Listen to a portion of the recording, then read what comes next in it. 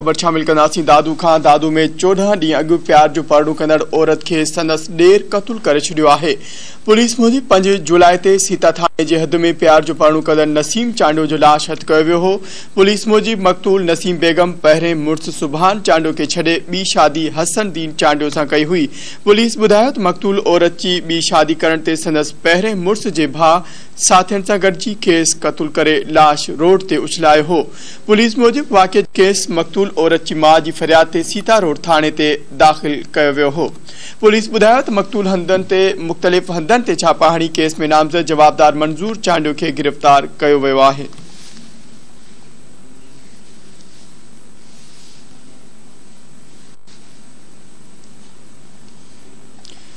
खबर शामिल कंदासीं कोटड़ी खां। कोटड़ी में पुलिस कार्रवाई कंदे रेलवे लाइन मां लोहो चोरी करण जे इल्ज़ाम में एक जवाबदार खे गिरफ़्तार करे वरितो आहे। रेलवे पुलिस कार्रवाई करे रेलवे जे माल बोगी मां लोहो चोरी करण जे इल्ज़ाम में ज़ुबैर अली चांडो खे गिरफ़्तार करे मथस केस दाख़िल करे वरितो आहे। रेलवे पुलिस मूजिब गिरफ़्तार जवाबदार वटां चोरी कयल लोहो बि हथ कयो वियो आहे।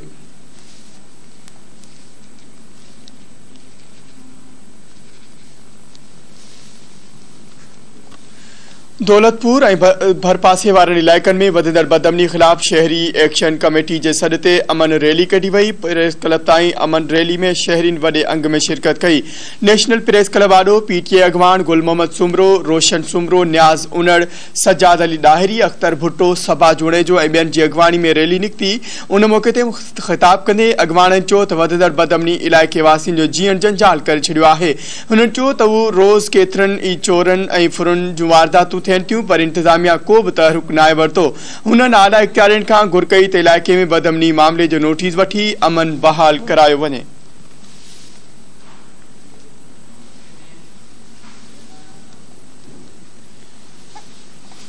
मीरवा घोरचाणी में वाटर सप्लाई स्कीम जो मरमती कम न थियण ते डिप्टी कमिश्नर नोटिस वठी छॾियो आहे।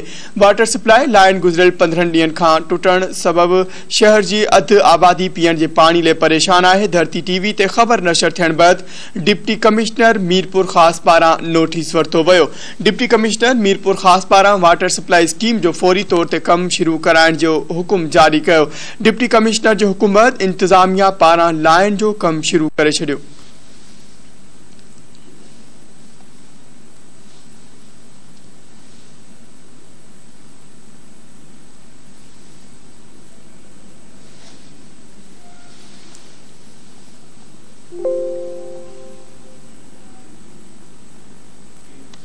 हैदराबाद की अदालत नई तकबंदियुनि ख़िलाफ़ दाख़िल दरख़्वास्तुनि ते महफ़ूज़ थियल फ़ैसिलो जारी कंदे 31 दरख़्वास्तूं रद्द करे छॾियूं।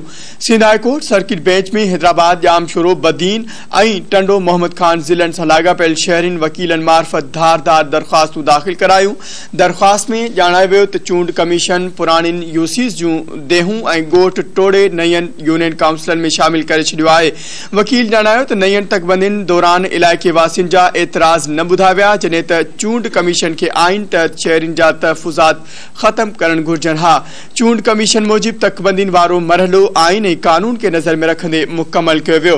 लाॻापियल ज़िलनि जे अमलदारनि मूजिब ज़िले में वधीक वार्ड तोड़े ठाहिण ऐं यूनियन कमेटियूं ठाहिण सां अवाम के बेहतर सहूलतूं फराहम थी सघनि थियूं। अदालत फ़ैसिलो ॾिनो त वक़्तु थोरो आहे, उन लाइ हाणे मुमकिन नाहे त तकबंदियुनि जी ॿीहर जोड़ जग थी सघे। अदालत हफ़्ते बैदि महफ़ूज़ थियल फ़ैसिलो जारी कंदे समूरियूं दरख़्वास्तूं रद्द करण जो हुकुम ॾिनो।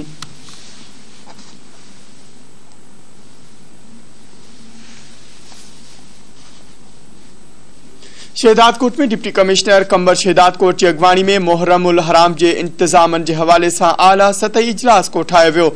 इजलास में एसएसपी कंबर Shahdadkot, DSR rangers, additional deputy commissioner DHO कंबर ऐं ॿियनि शिरकत कई। डिप्टी कमिश्नर जावेद नबी खोसो ॿुधायो त मुहर्रमुल हराम के हवाले से ज़ाब्ता इख़लाक़ ते मुकम्मल अमल दरामद करण सां गॾु हिफ़ाज़ती इंतजाम भी बेहतर कया वञनि। हुन जो त मज़हबी हम आहंगी पैदा करण में मुख़्तलिफ़ मकतब फ़िक्र के आलिमन सगोरन जो हमेशा मस्बत ऐं अहम किरदार रहियो आहे।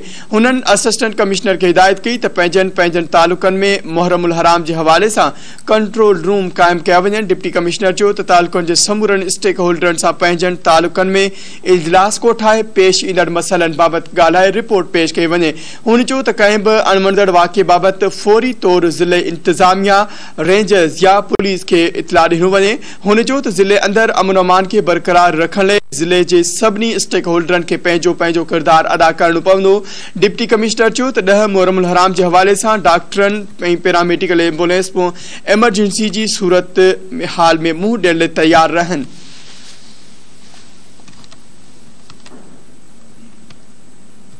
खैरपुर में आबादी के आलमी दिहाड़े ते पॉपुलेशन खाते पारा खैरपुर मेडिकल कॉलेज में आगाही वाक और सेमिनार मुनक़िद किया वियो। सेमिनार में डिस्ट्रिक्ट कमिश्नर खैरपुर सैफुल्ला अबड़ो डॉक्टरनि ऐं ॿियनि शिरकत कई। उन मौके ते डीसी सैफुल्ला अबड़ो चयो त दुनिया में आबादी 8 अरब खां वधीक थी वई आहे। डिस्ट्रिक्ट कमिश्नर चयो त मुल्की तरक्की, बेरोज़गारी के खात्मे, बेहतर तालीम ऐं सिहत जूं सहूलतूं हासिल करण लाइ मनसूबाबंदी ते अमल करण जी ज़रूरत आहे। डॉक्टर तारिक आज़म चयो त आगाही वाक और सेमिनार जो मकसद माण्हुनि में जागीरता पैदा करना है। डॉक्टर कलसूम आज़ाद लाशारी चयो त आबादी में मुसलसल वाध थी रही है। पॉपुलेशन खाते पारा मनसूबाबंदी वारे मैकेनिज़म ते हर माण्हू पैदान जी मनसूबाबंदी करे।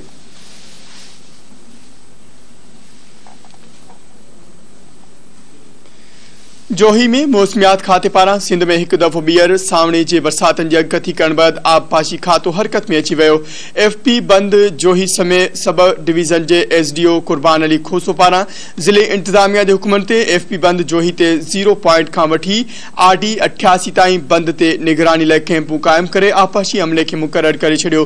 SDO कुर्बान अली खोसो मूजिब नए गाज वहकरे जी छोड़ मंछर ताईं जारी है।